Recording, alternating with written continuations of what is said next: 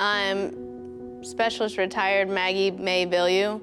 I served from 2015 to 2020 in the Army.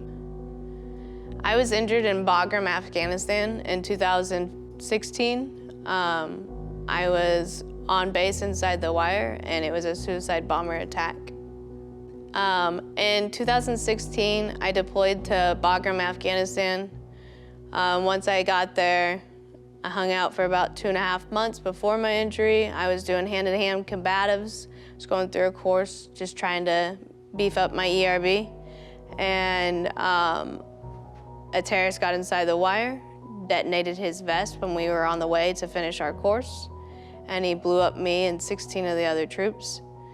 And from there, it became quite chaos. As for me, it had split me almost in half here.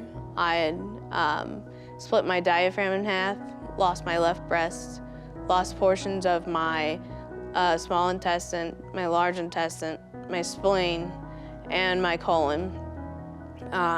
Then I shattered my femur, and then multiple shrapnel wounds.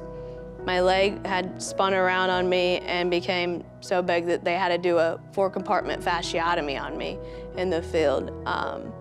From that point, I was found. I was the last one to be found, and they took us to the local hospital on Bagram. From there, I just kind of realized, like, it's in their hands, and that's the moment that I went out and I fell into a coma. But they transferred me from, they airlifted me from Bagram to Germany. I spent there, and then transferred me still while I was open to Walter Reed. And from there, I spent 2.5 months at Walter Reed. I woke up 2 weeks later from the coma. And then I spent another month in Minnesota Polytrauma Center. After that, I went back to a Wounded Warrior Transition Unit in the Army, and I spent a few years there before I ended up medically retiring. I met the fund at Walter Reed, actually. The fund helped pay for my family to stay in hotels, and they flew them out, and because there was a whole bunch of mix-up, and the fund just kind of stepped in, and all of my family members got to stay there the whole time that I was there, and they just helped out tremendously. They even paid my brother's bills because my nephews were at home and they were being babysat, and the bills still didn't go away, so that was great. So the fund has continued on since I've been initially injured, and the best part is my case manager, she's awesome. Shout out Rachel. But I reached out to her for my neighbor.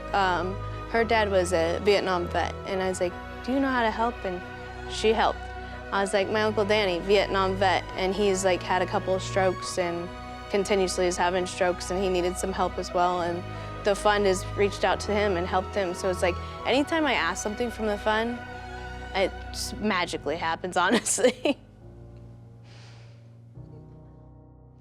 I would say, honestly, the fund means security to me.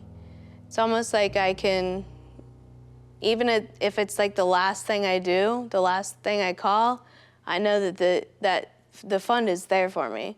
I pretty much can reach out at any time, and even if they can't do something for me, they figure out a way that I can get it to happen.